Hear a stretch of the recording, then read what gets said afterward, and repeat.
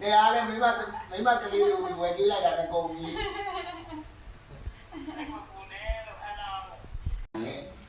နောက်လေးကွာလေးလိုက်လာ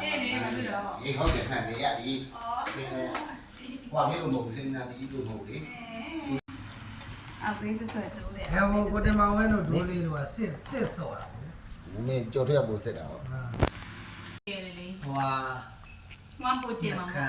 ဟိုက6တယ်ပတ်လေဟိုကတော့ပို့ချင်မှာပေါ့ဒါပေမဲ့ ခဏခန်းရှိတာ5ခန်းပမာလေး အေးလောက်လောက်ပဲလား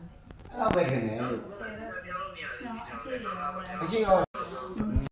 ကိုကမှဖြစ်လို့ရှိရင်အမေတို့အဲ့လိုမျိုးတွေသူ့ဟိုမဖြစ်နဲ့မကြိုက်ဘူးအမဆိုသားမကြိုးစားတော့ဘူးနဲ့လောက်ပဲ အေးတကယ်လို့ဒါဟိုသူကလေးရဲ့စိတ်သက်ပါပါတက်အောင်လေ့ကျင့်ပေးရမှာမင်း အေးတို့သားလို့ငါသားလေးက လိုအပ်တဲ့ဟာကိုထောက်ပံ့တက်တော့တယ်